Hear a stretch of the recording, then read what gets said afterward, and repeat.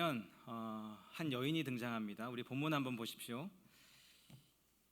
2절 한번 보십시오. 2장 2절 보시면 그 여자가 등장하죠. 이 여자의 이름이 요게벳입니다. 뭐라고요? 요게벳. 네, 맞아요. 요게벳. 보시면 이 여자가 뭐 했어요? 임신했습니다. 그리고 아들을 낳았습니다. 그런데 그가 어때요? 잘생겼어요. 네. 아이를 낳았는데 그가 잘생겼습니다. 이렇게. 네.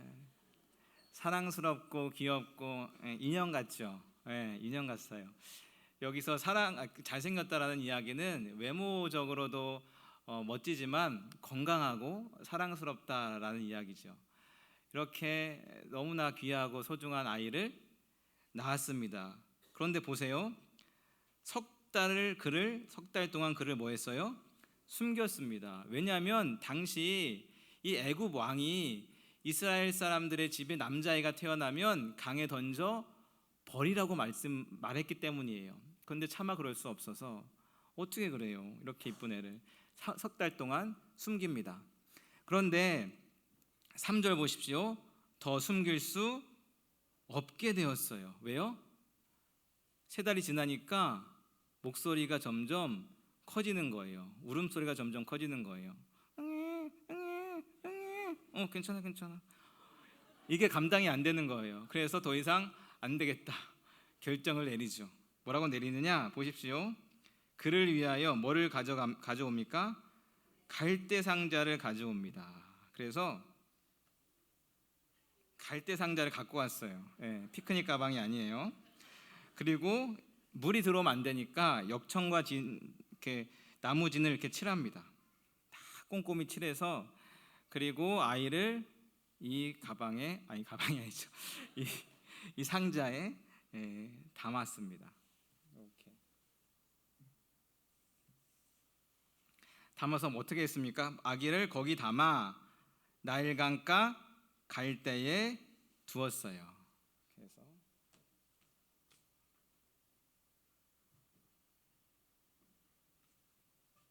자, 어머니가 이렇게 한 거예요. 여러분, 어머니의 마음이 어땠을까요?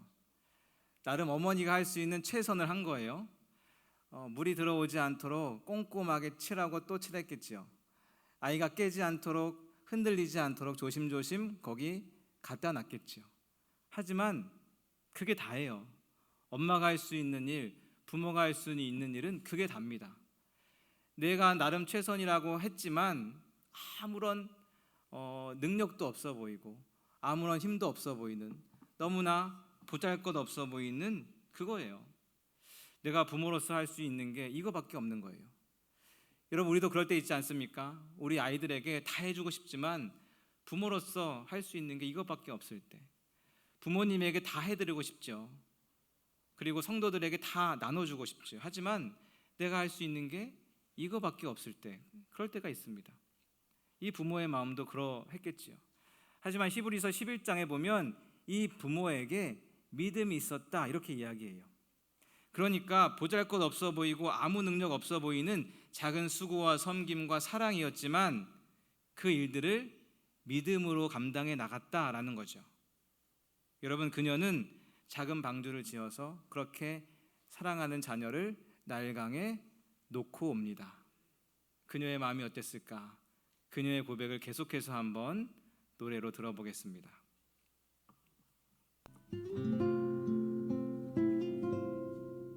작은 갈대 상자 물이 새지 않도록 역청과 나무진을 칠하네. 어떤 마음이었을까? 그녀의 두 눈엔 눈물이 흐르고 흘러 동그란 눈으로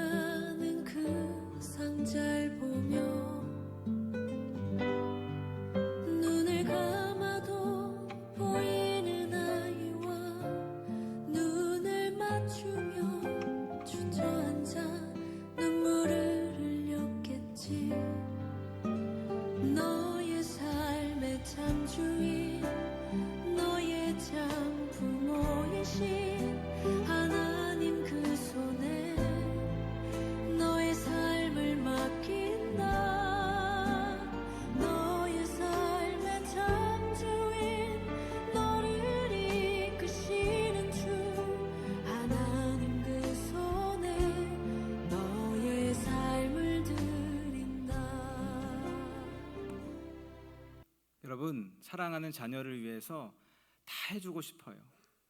내 몸, 내가 가진 것 다 주고 싶지요. 근데 그 아이를 위해서 해줄 수 있는 게 아무것도 없습니다. 여러분 그 마음 아십니까? 아들을 위해, 딸을 위해, 자녀를 위해 할 수 있는 게 아무것도 없어요. 하지만 그녀는 하나님을 신뢰했습니다. 그리고 하나님의 손에 그 아이를 맡긴 거죠. 그리고 바로 그때 놀라운 일이 벌어지는데요. 4절 말씀 보십시오. 4절 보시면 그의 누가요? 누이가 어떻게 되는지 알려고 멀리 섭니다. 그러니까 그 아이의 누나가 궁금하고 걱정되니까 따라온 거예요. 따라와서 멀리 본 거예요. 5절 보십시오. 그때 바로의 딸이 목욕하러 나일강으로 내려오고 시녀들은 나일강가를 거닐 때에 그가 갈대 사이에 상자를 보지요. 그리고 시녀를 보내어 가져오게 합니다. 6절에 보시면 열고 그 아기를 보니까 아기가 막 울고 있어요. 그래서 그를 불쌍히 여기는데 이 사람은 히브리 사람의 아이구나, 이것을 알게 되는 것이죠. 7절에 보시면 그의 누이가 그 장면을 목격하고 막 달려갑니다. 바로의 딸에게 이르되 내가 가서 당신을 위하여 히브리 여인 중에서 유모를 불러다가 이 아이에게 젖을 먹이게 하겠다라고 이야기하죠. 8절에 보시면 바로의 딸이 그에게 이르되 그렇게 해라. 그렇게 해서 그 소녀가 가서 그 아이의 어머니를 불러옵니다. 그리고 9절에 보시면 바로의 딸이 그에게 이르되 이 아기를 데려가서 젖을 먹여라. 내가 그 삭을 주겠다. 그래서 여인이 아기를 데려가서 젖을 먹이게 됩니다. 그러니까 이 누나가 걱정이 돼서 지켜보고 있는데 이 애굽의 공주가 와서 이 상자를 본 거예요. 그리고 열어봤더니 아기가 있는 거예요. 그래서 그 아기를 데리고 옵니다.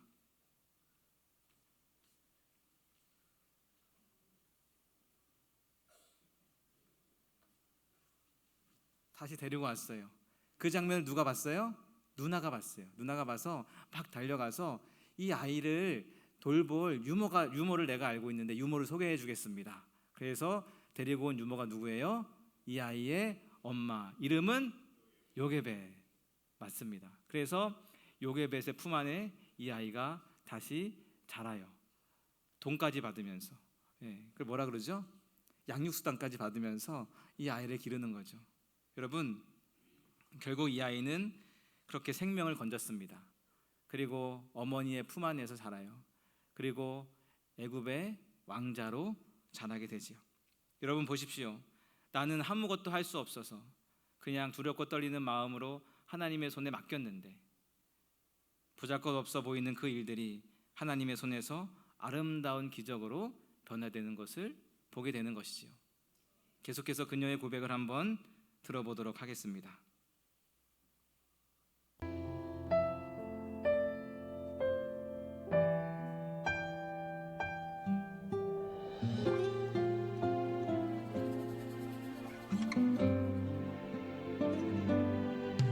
어떤 마음이었을까 그녀의 두 눈에 눈물이 흐르고 흘러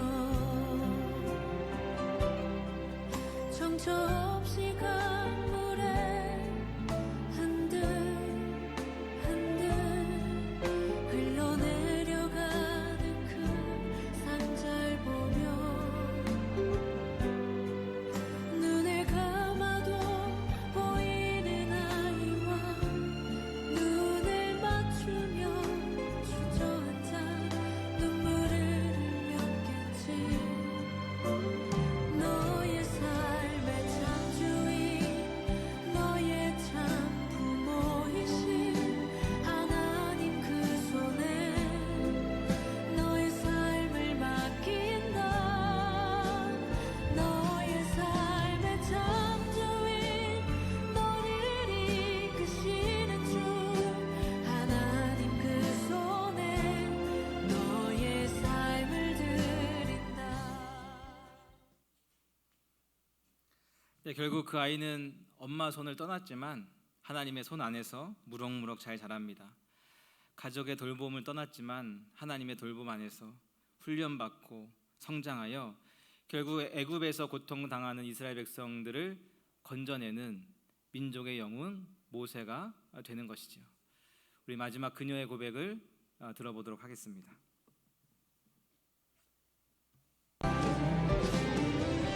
그가 널 구원하시리 그가 널 이끄시리라 그가 널 사용하시리 그가 너를 인도하시리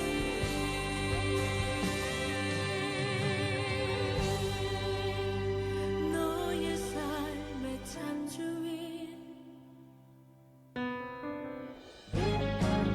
너의 삶의 창조인 너의 참 부모이신 하나님 그 손에 너의 삶을 맡긴다 너의 삶의 창조인 너를 이끄시는 주 하나님 그 손에 너의 삶을 드린다 너의 삶의 창조인 너의 참 부모이신 하나님 그 손에 너의 삶을 맡긴다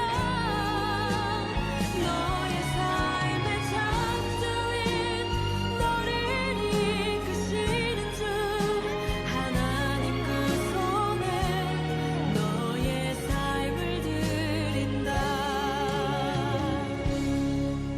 어떤 마음이었을까 그녀의 두 눈엔 눈물이 흐르고 흘러